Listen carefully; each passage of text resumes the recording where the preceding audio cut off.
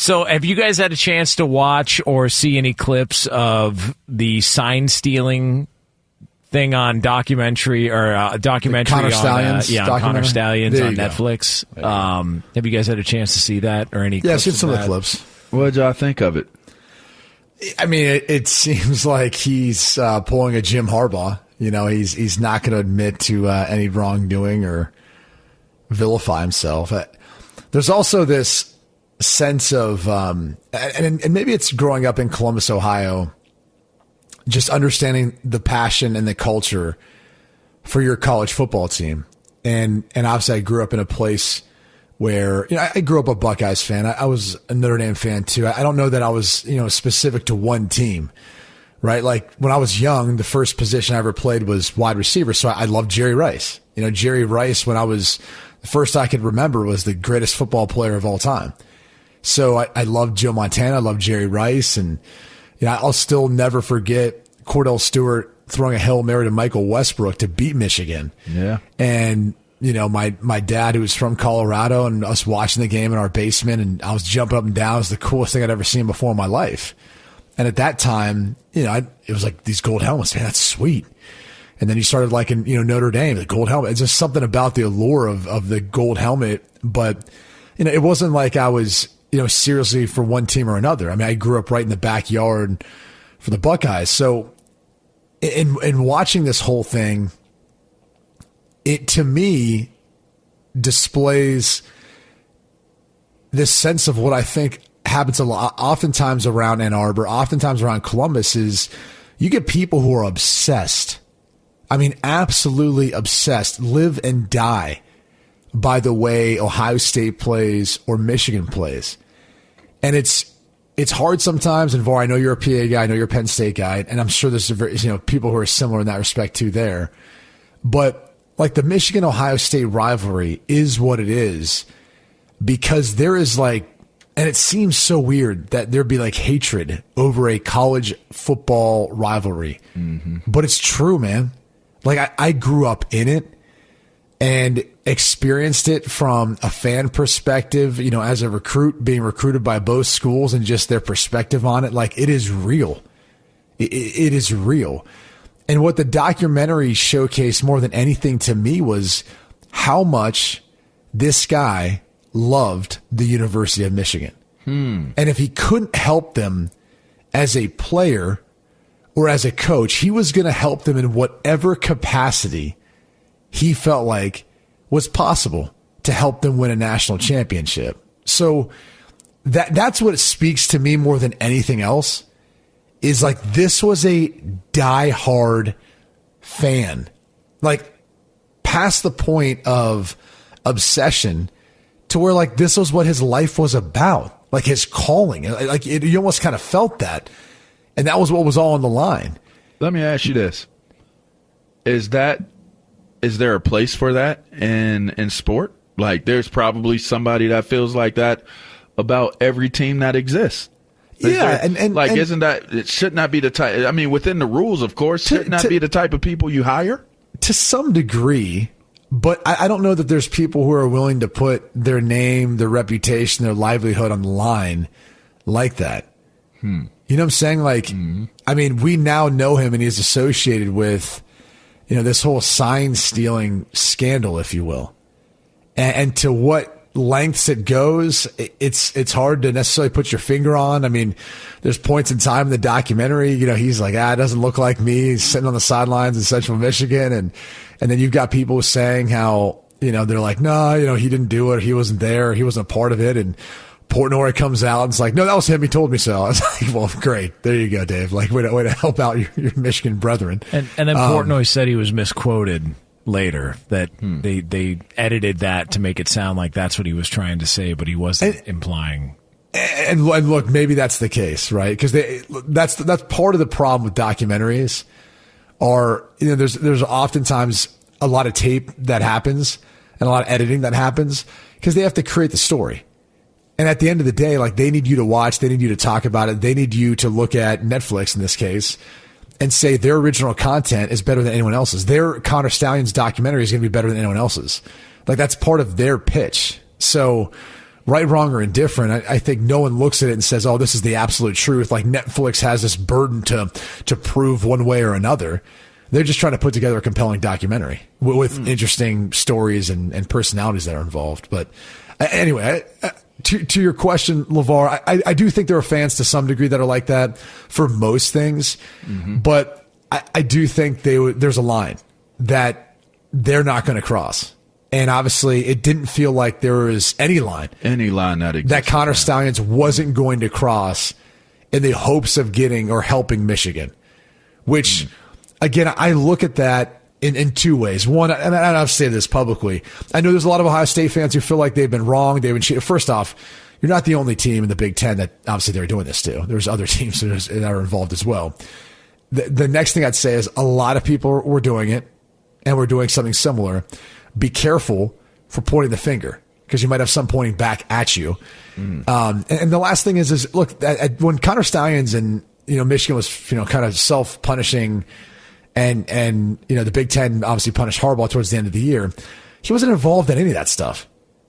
Like at some point last season, you got to take your hat off and say that was just a national championship caliber team.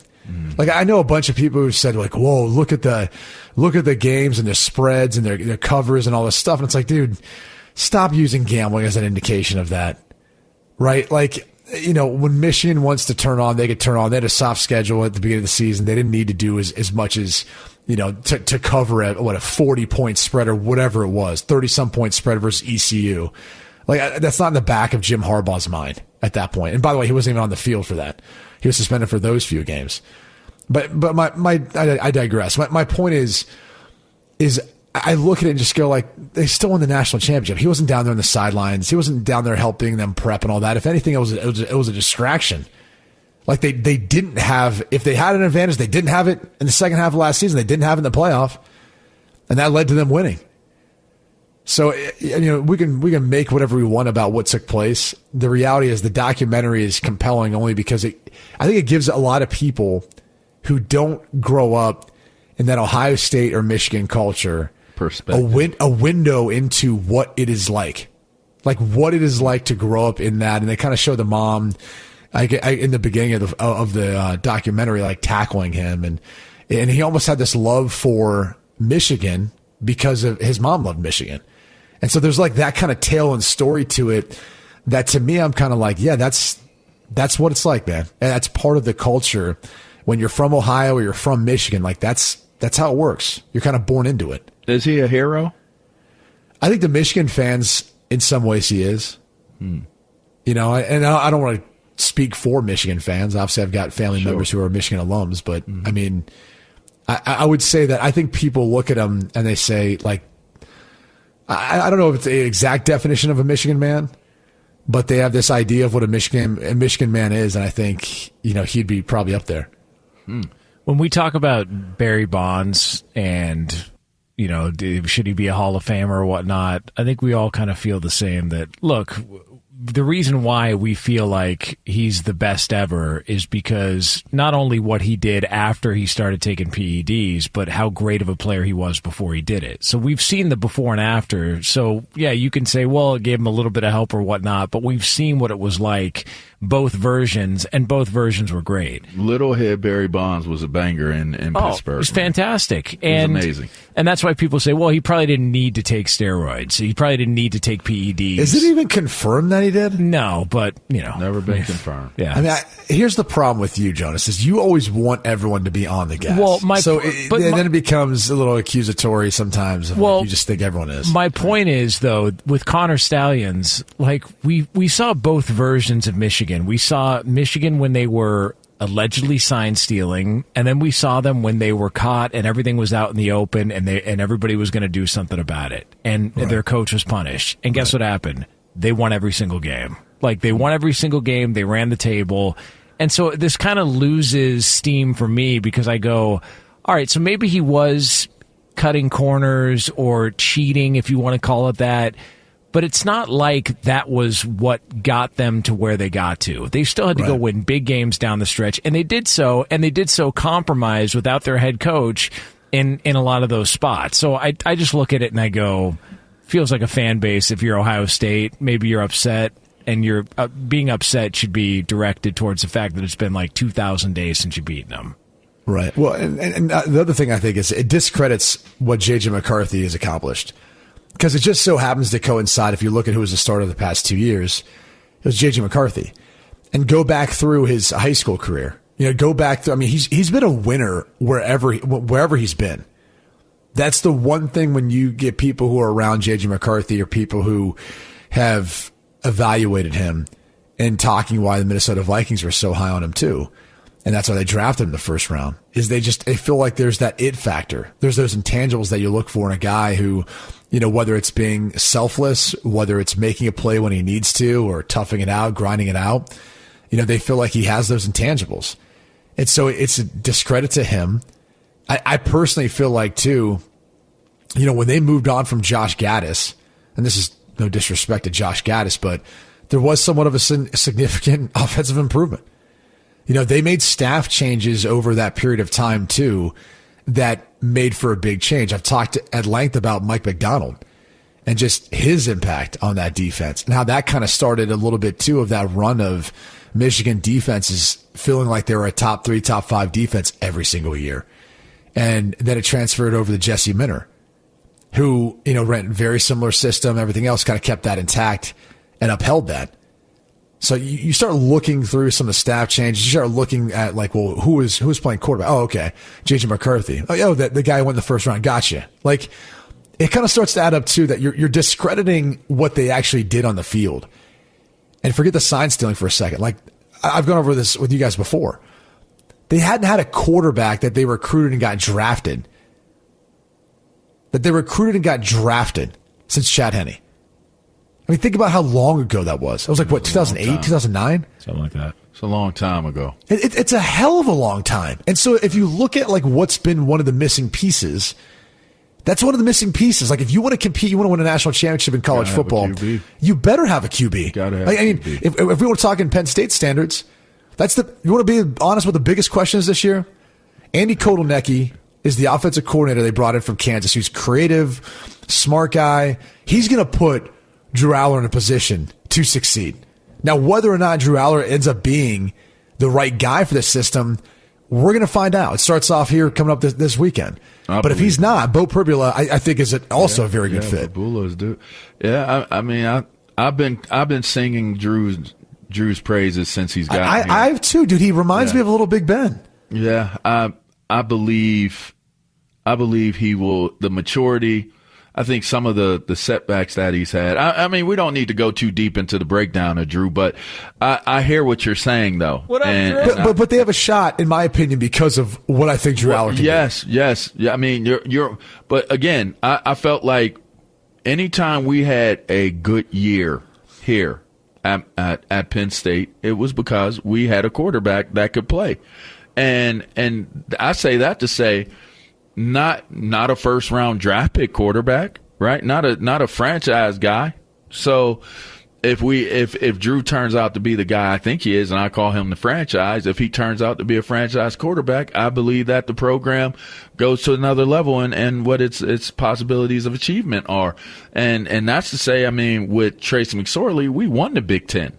That's a whole nother debate that we didn't get an opportunity to get into the playoff, but and that's it's right. all debatable. Right. I get it, but that's not the case this year, right? So going into the scenario that you're going into now, it is going to be. I mean, it's interesting to watch college football. It's interesting to watch pro football. Hell, it's interesting to watch high school football. When I've only won one championship in my entire career of playing ball. That was my freshman year of high school, and it was because we had a dope-ass quarterback. Our quarterback was the dopest high school football player to this day I've ever seen with my own two eyes, and we won it all. We went undefeated, and that's the thing. If you have a guy at that position, you got a chance.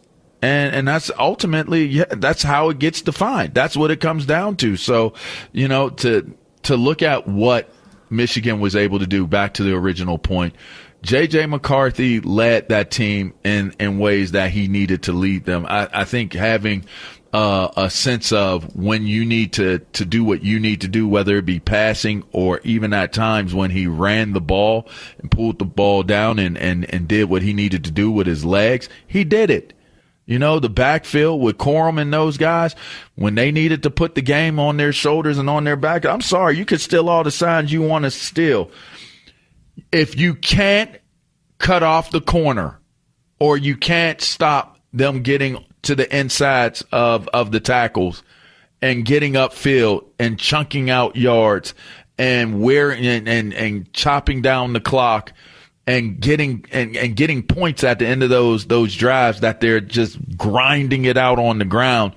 I'm sorry, you can't sit there and tell me that stealing signs is the reason why you couldn't stop those boys from running. You, at some point in time, you got to set an edge. You got to be able to get to him. The guy was like, I mean, both of them. What's the back that's still there right now? Like Donovan even Edwards. Yeah, both of them. They just, so to me, I take my hat off to how well Michigan played. They came together. They played well early, but they came together. It was them against the world. They rode it out. And for what it's worth, they had the talent to go along with it. And I mean, you can't place a cheater's hat on that. You can't put an asterisk beside that team and what they were able to accomplish. I just don't see it that way. Yeah.